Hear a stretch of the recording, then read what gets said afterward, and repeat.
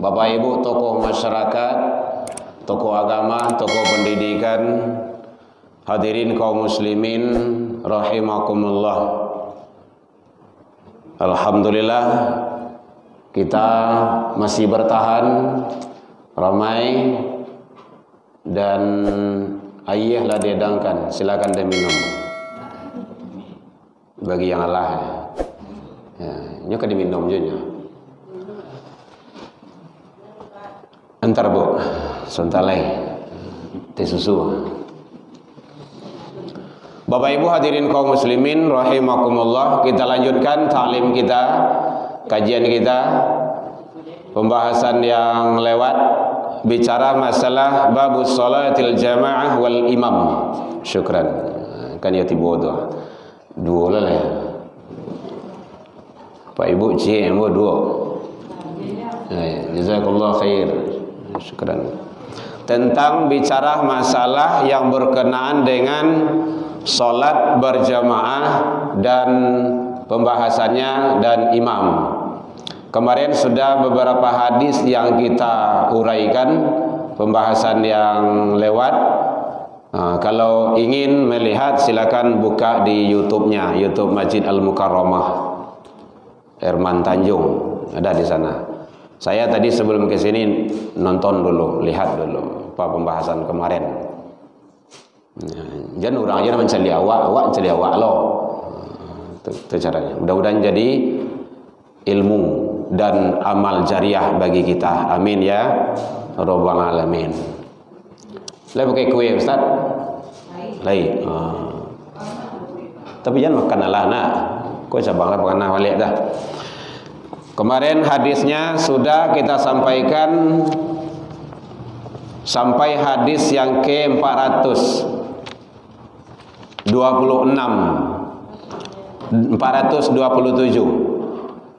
Ada orang yang tua, sudah buta, tidak ada yang membimbing ke masjid.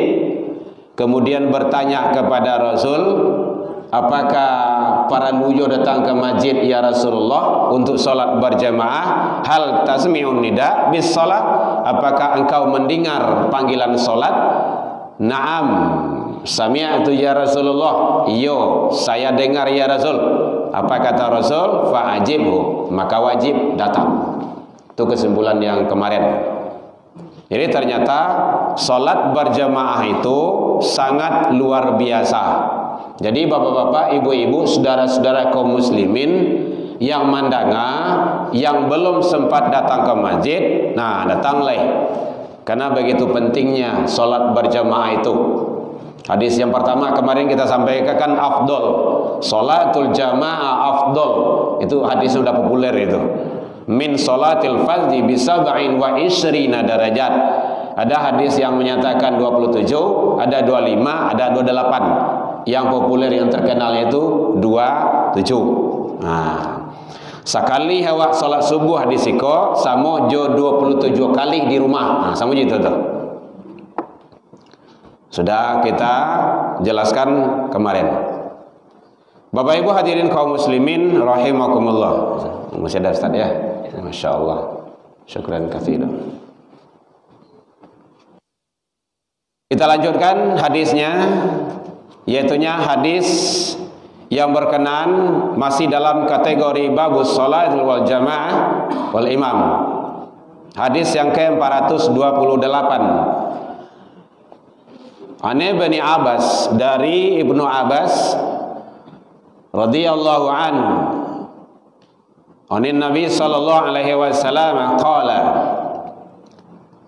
dari Nabi sallallahu alaihi wasallam beliau berkata, man sami'an nida, siapa yang mendengar panggilan untuk salat, panggilan azan untuk salat, kemudian falam ya'ti fala salatu lahu ila uzrun, kemudian dia tidak memenuhi panggilan salat itu tanpa uzur.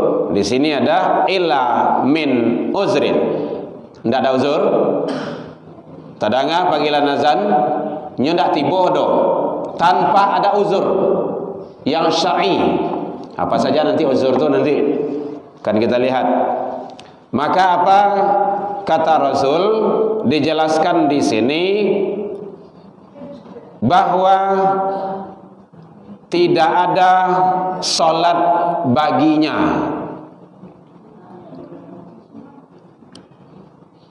Bu, boleh terang Bu? Lain. Lain tak cabang lah benar anda? Dek kue tibo kau cabang mana kau?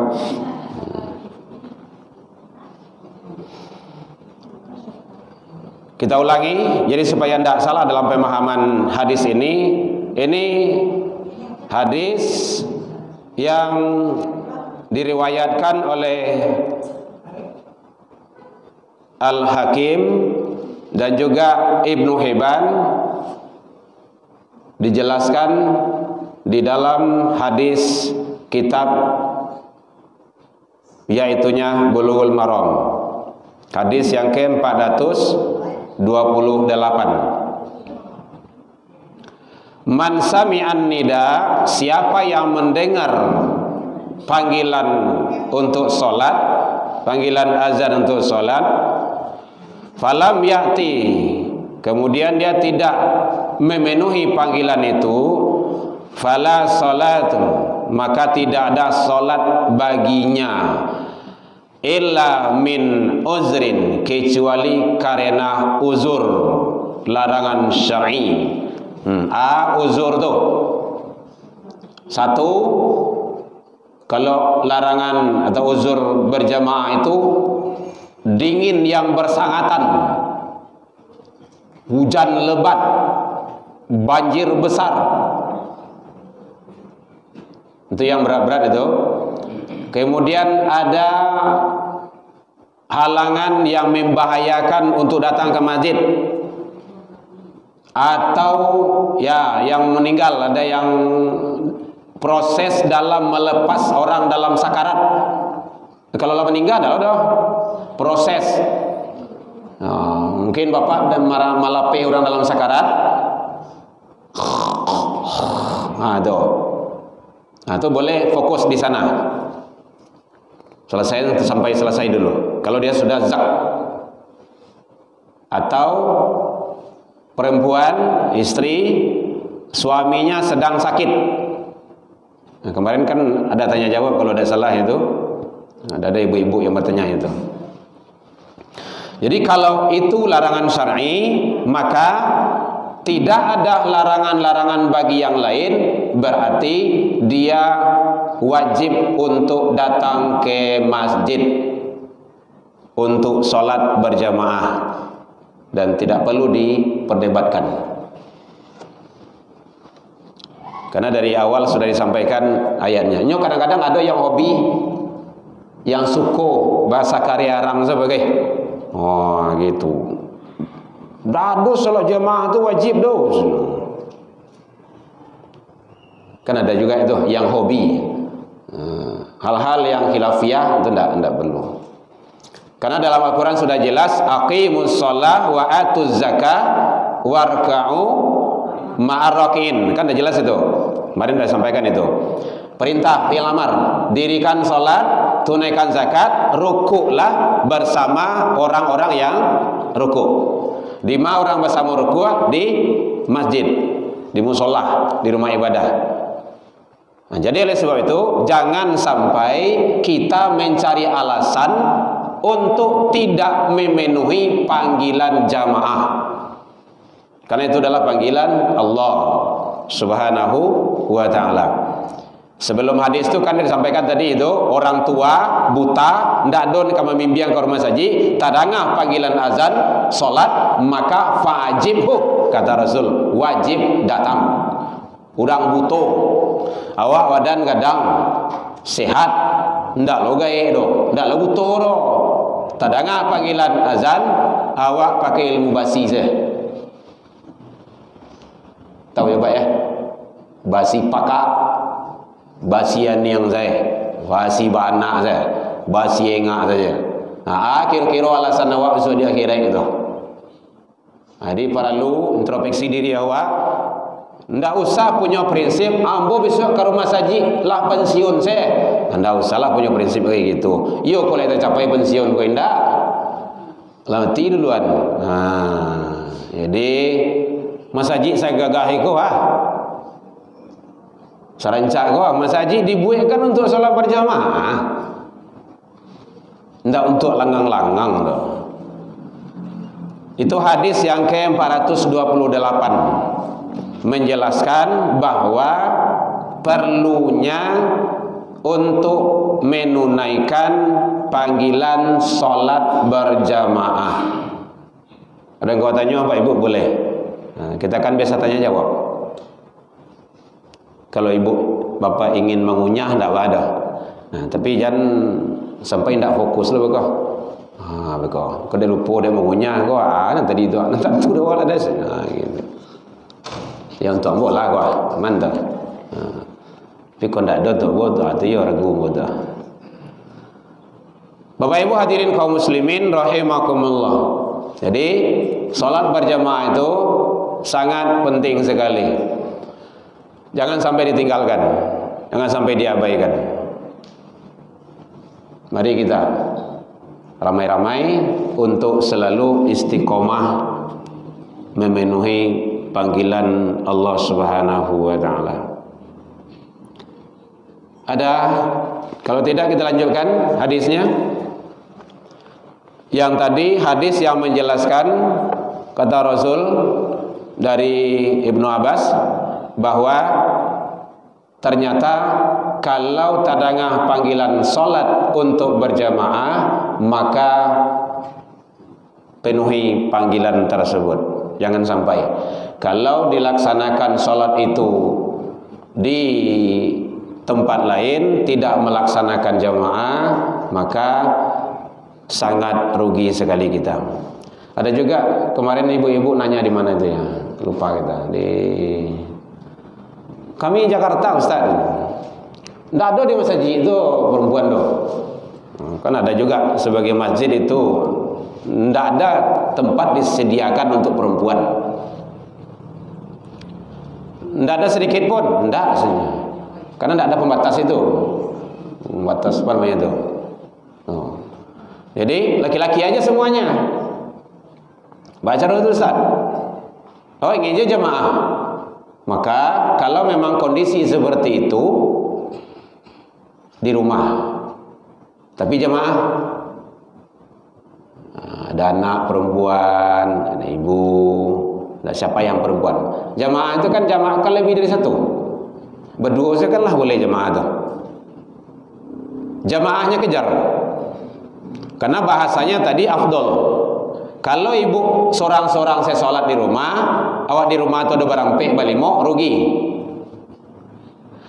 Umuah pendek, amal seketik loh, banyak tuh, rugi awak tuh. Makanya Allah siapkan umuah pendek, umai akhir zaman, tapi nilai kualitas amal tuh panjang, banyak. Nah itu. Contoh. Salat jamaah berapa tadi? 27 Oke. 27 dikali 30 Sebulan. Berapa?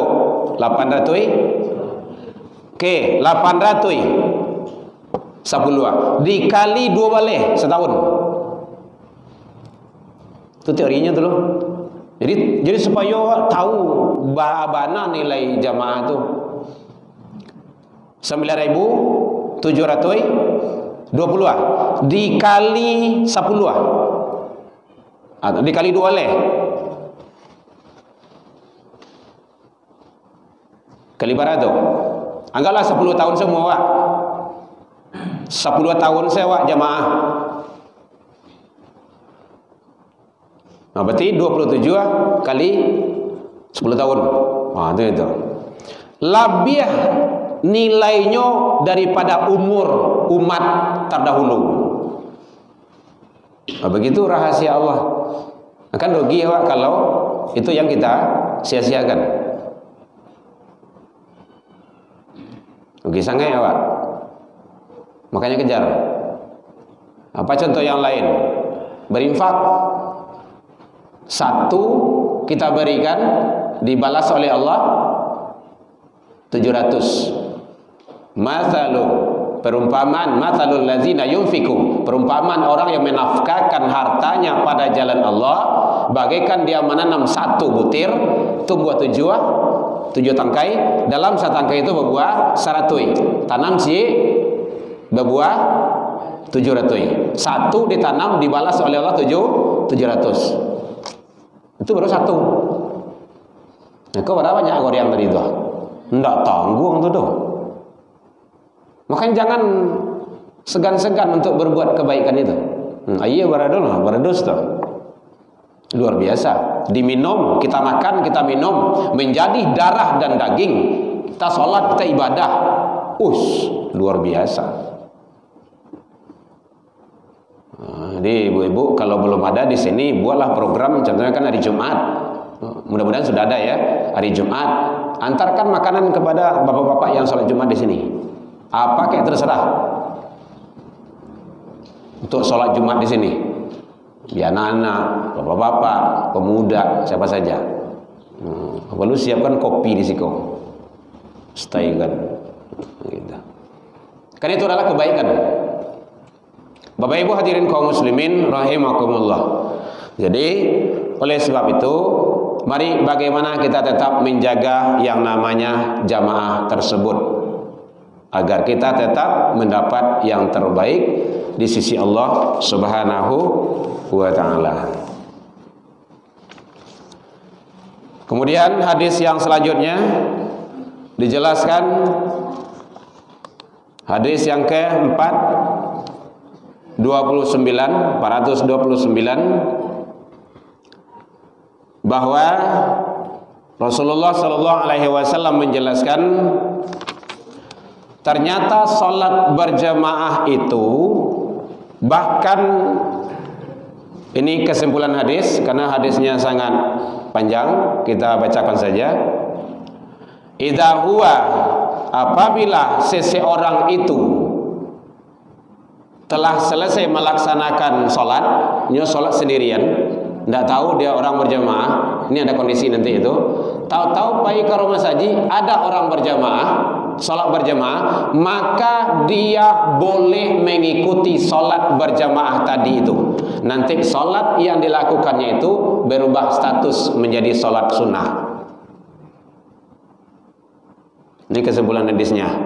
Ketemu dengan orang yang sedang sholat berjamaah, boleh sholat untuk mengikuti orang yang berjamaah itu. Contohnya, Abu mati, orang sekeliling lazan, tapi awak lun ada. Mungkin apalah gitu kan, yang saya tidak ada yang bersama. Tahu awak datang ke masjid, awak tiba di masjid. Atau awak salat di rumah tadi, tahu ada kegiatan melewati masjid itu, nampak orang salat berjamaah, maka boleh kita singgah dan melaksanakan salat mengikuti imam tersebut. Nah, ini hadis diriwayatkan oleh Imam Tirmizi dan Ibnu Hibban. Hadisnya sahih, termasuk Imam Bukhari dan Imam Muslim. Ya. Jadi boleh mengulangi sholat apabila kita melaksanakan sholat sendirian, tak kala kita ketemu dengan sholat berjamaah. Nah, itu kesimpulan hadis yang ke-429 dijelaskan.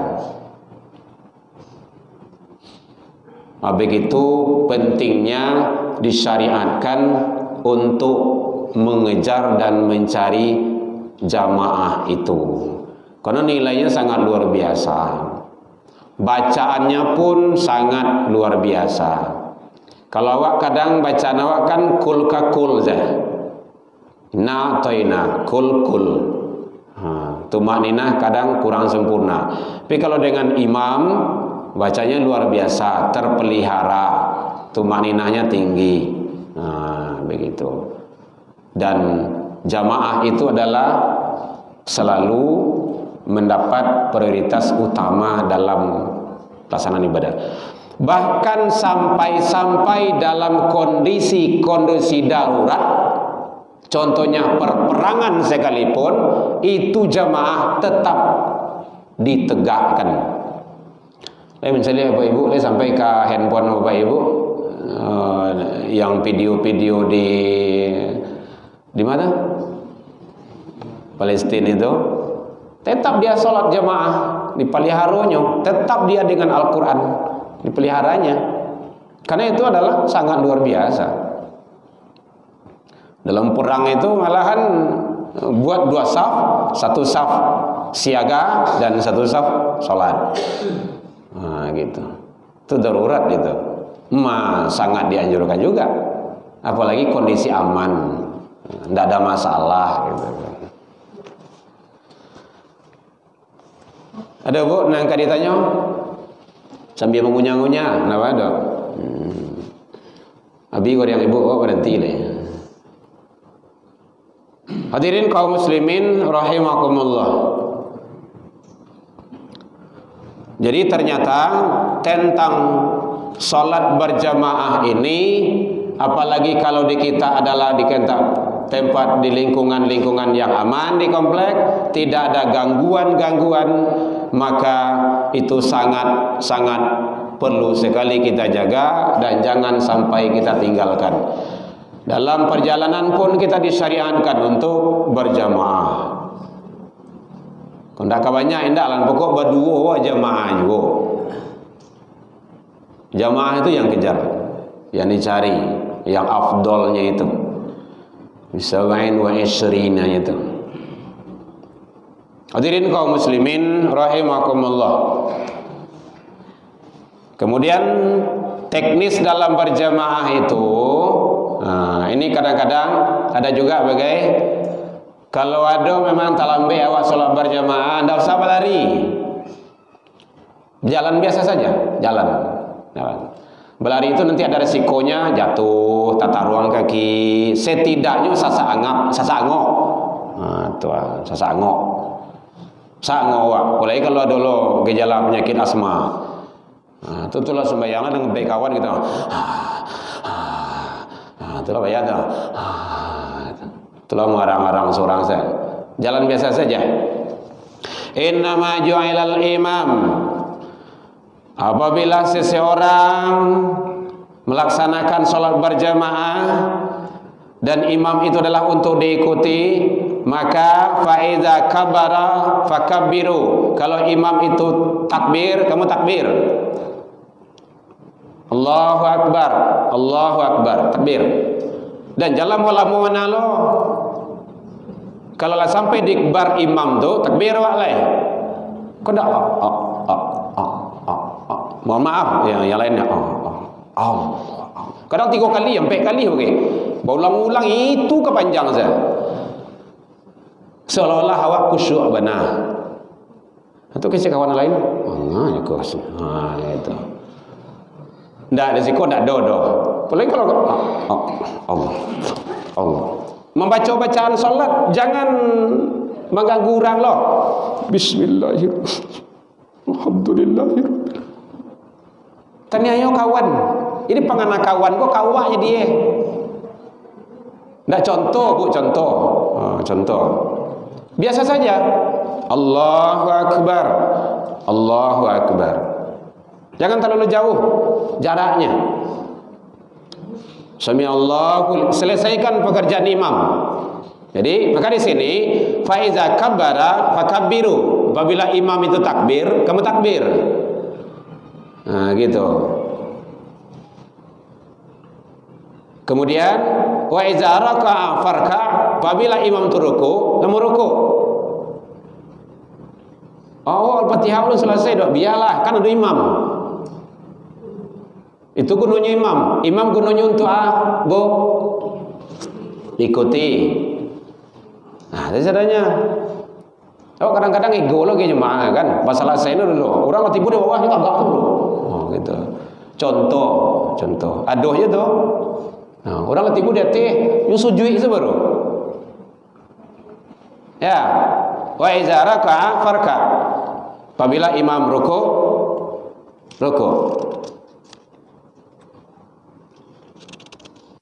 Dan juga bacaan-bacaan yang lainnya.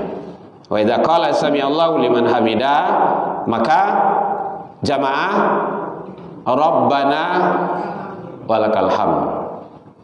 Nah gitu. Sami'allahu liman hamida Rabbana walakal hamd. Kan tidak bisa itu. Wa idza sajada fasjud. Apabila imam sujud, sujud.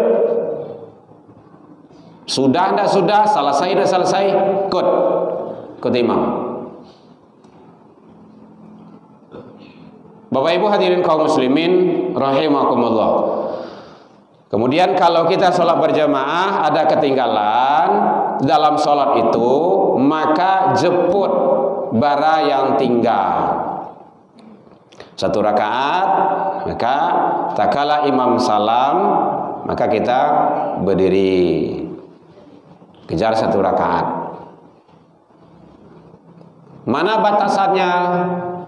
Ijma para ulama batasannya ruku itu, rakaat itu ruku. Kalau selagi dapat ruku, belum i'tidal imam, sami Allah, belum itu masih ruku, itu kita takbir. Awak datang takbiratul ihram dulu. Nggak pakai takbir langsung saja ruku. Enggak sah salatnya.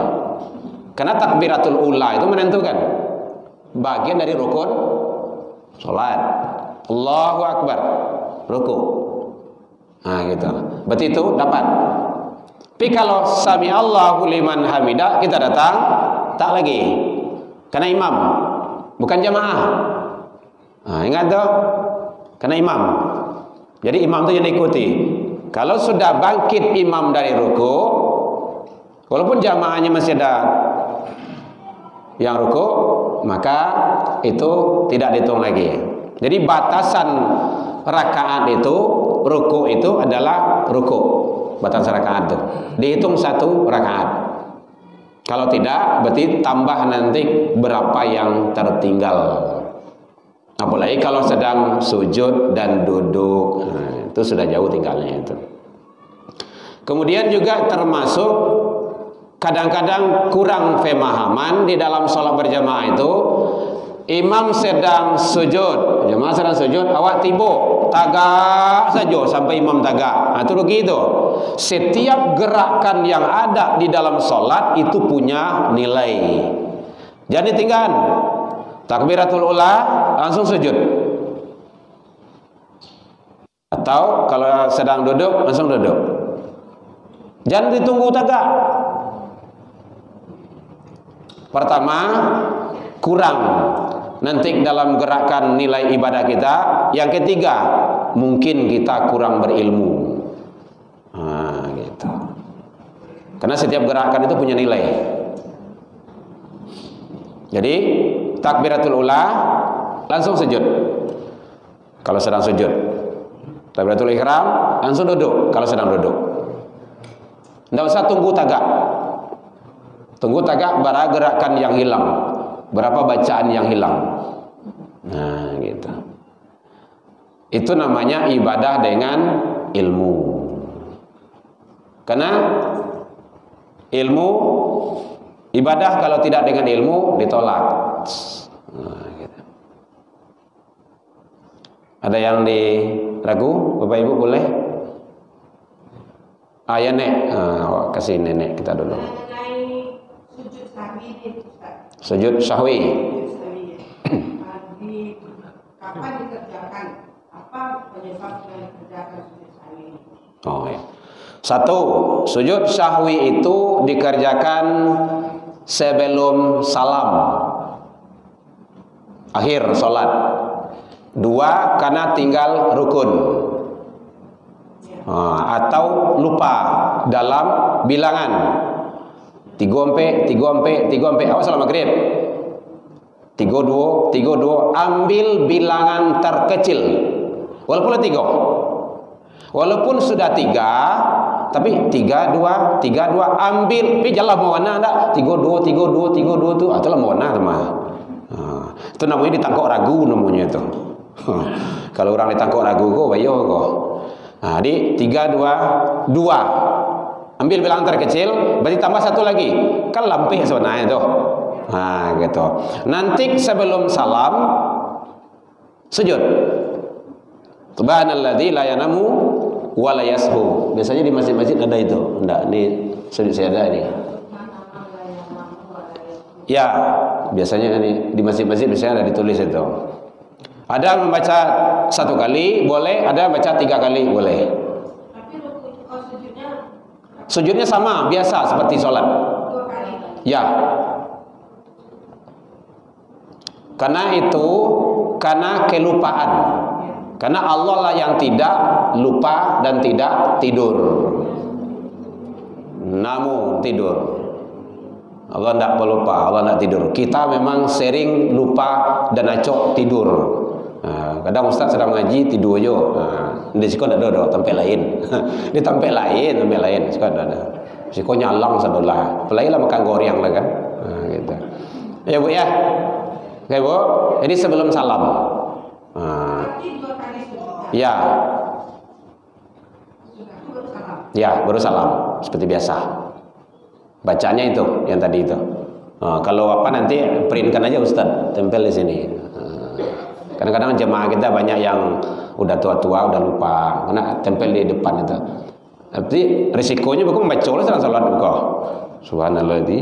Itu. Ya. Oke. Ustaz, jangan bayar ada. Ustaz pertanyaannya.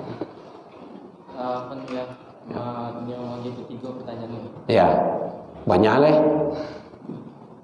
Yang pertanyaan pertama Ya. yang tentang sholat yang kalau misalnya nggak ada uzur tidak ada sholat baginya. Ya. Jadi kalau misalnya tadi kan ala sholat ya. Ya. Ala sholat surang tadi contohnya lampu mati atau misalnya jamaah lah sudah. Ya. Lah sudah waktu itu jam 2 ke masjid sholat zuhur surang. Ya. Rupanya waktu lah selesai sholat tiba rombongan jamaah, Ya. tiba rombongan, misalnya ada orang jalan-jalan tiba rombongan ke masjid itu orang tuh sholat zuhur berjamaah. Ya.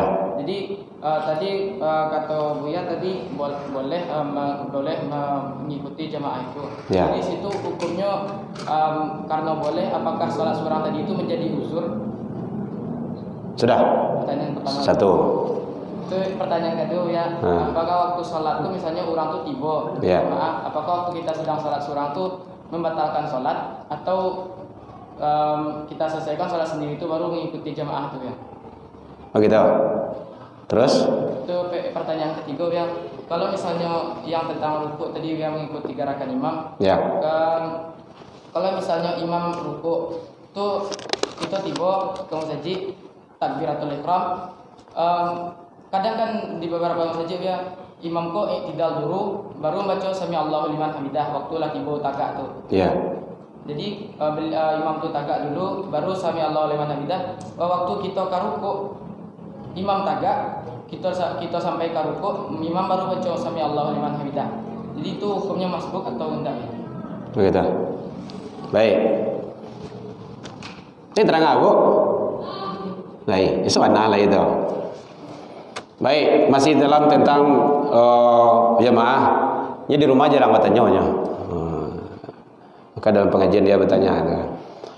Dalam menyikapi gugurnya sholat berjamaah itu, yang hadis tadi itu adalah hadis anjuran tentang masalah berjamaah begitu pentingnya. Maka jangan sampai ditinggalkan. Kalau memang ada uzur, uzur tadi sudah disampaikan, maka itu ada nanti kondisi-kondisi yang membolehkannya. Karena dalam ilmu fikih uzur tersebut nanti kan membolehkan untuk meninggalkan sesuatu itu.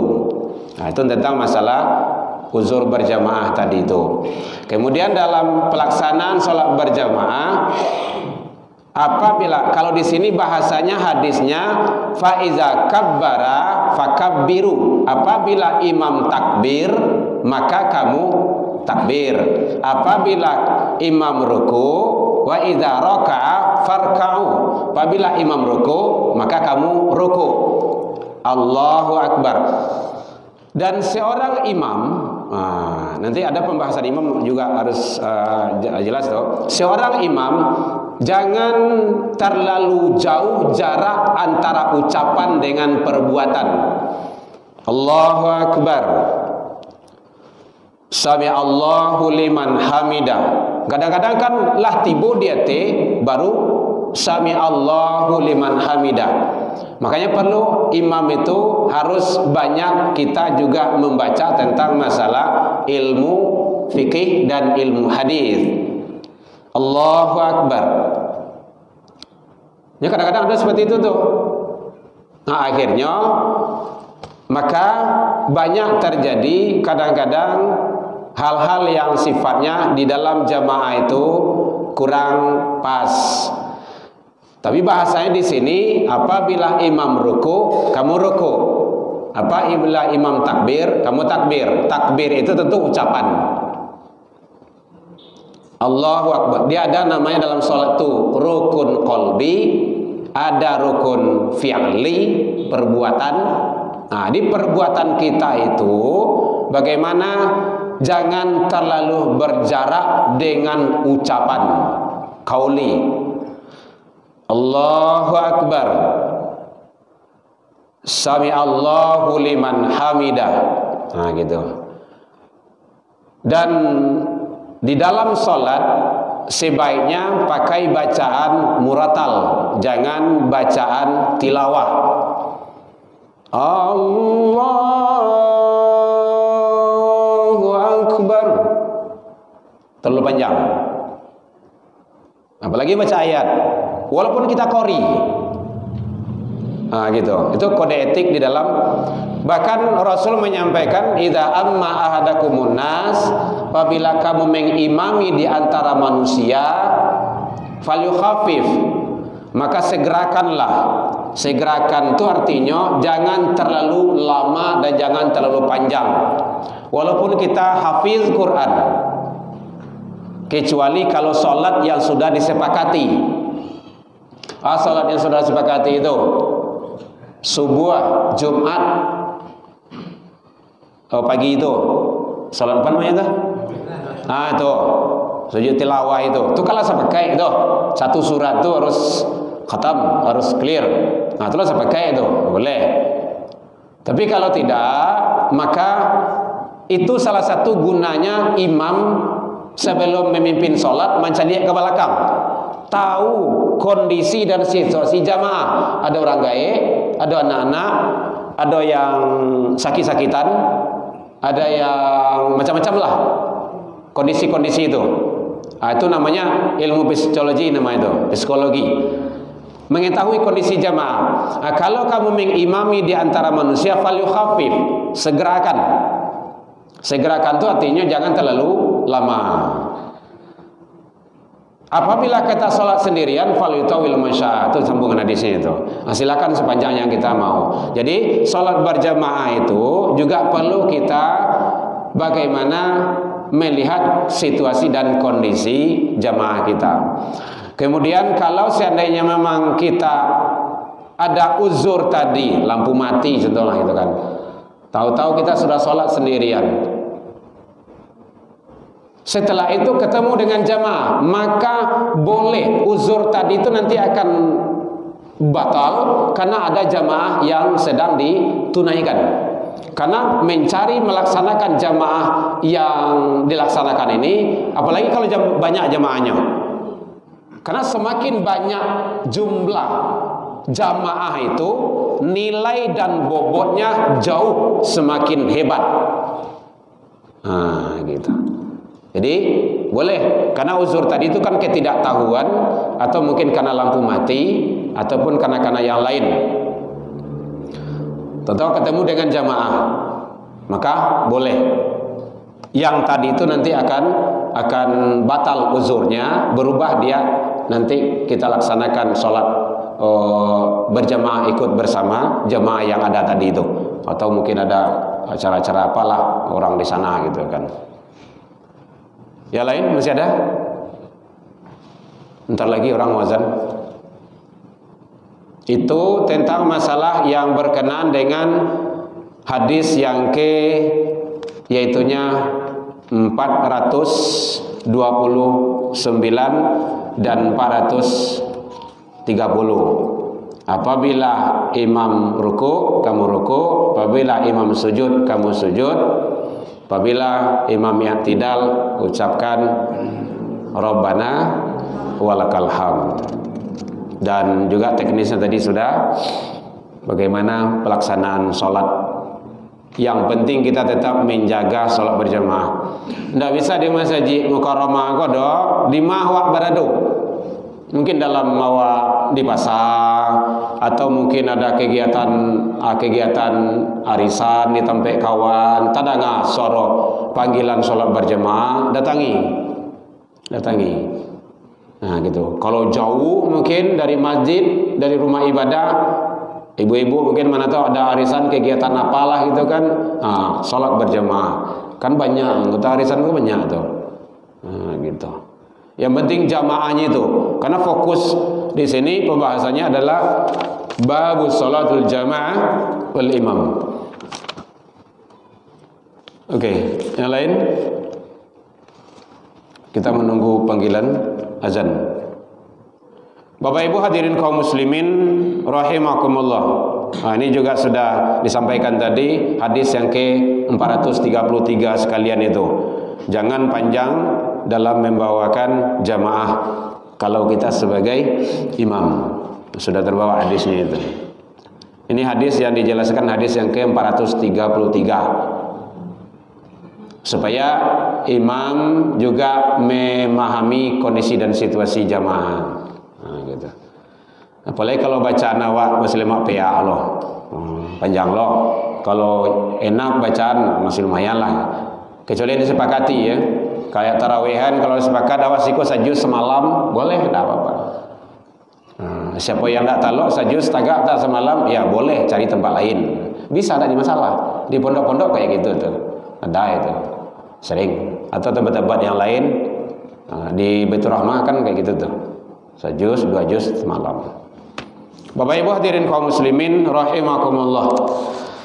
Jadi ternyata sangat luar biasa berbicara tentang masalah salat berjamaah ini. Kita digiring, dibimbing, diajak, dibawa untuk selalu punya nilai-nilai amal ibadah yang lebih selalu. Jadi tolong sekali lagi Bapak Ibu, orang tua kami yang berada di sini, kalau tak dengar suara azan untuk sholat berjamaah, maka tinggalkanlah yang lain dulu. Oh, tinggalkan kadai itu dulu, tutui. Kalau enggak, dicucu dulu udah siapa. Nampak awak kejar yang jamaah itu dulu. Dan awak membimbing juga kepada anak-anak awak, generasi-generasi awak, sampaian. Jangan awak saja. Kalau bapak ibu sudah hobi, udah biasa, udah senang berjamaah, anak-anak awak. Udah zan ya, anak-anak kita. Itu gunanya agama itu saling mengingatkan kita untuk selalu dalam kondisi baik di sisi Allah Subhanahu wa taala. Kita sampai kepada hadis yang ke-430. Terakhir, titip pesan Bapak Ibu, tetap doakan saudara kita yang berada di Palestina, karena beliau-beliau itu adalah berjuang sebagai benteng Islam. Ingat itu, korban anak, korban istri, korban dirinya, harta bendanya bukan untuk kepentingan pribadi, tetapi untuk Islam. Setidaknya wadoan, alhamdulillah. Lain nampak ada buat tadi situ tuh kas untuk Palestina, sumbangan untuk Palestina. Alhamdulillah. Teruskan, doakan dan berikan sumbangan terus. Kemudian himbauan dari MUI, yaitunya jangan beli lagi produk-produk Yahudi. Itu kita sampaikan itu, jangan beli. Yang sudah ada pakai saja. Yang sudah ada habiskan. Tapi yang akan datang tidak usah beli lagi. Kalau perlu beli, perlu dewa, handphone perlu dewa, pakai gitu kan. Kan tidak perlu dakwah itu doh. Tapi manfaatkan untuk dakwah dan kebaikan. Baik Bapak Ibu, demikian saja. Alhamdulillah minkum ila liqa fastabiqul khairat. Wabillahi taufik wal hidayah. Wassalamualaikum warahmatullahi wabarakatuh. Ya Nabi salam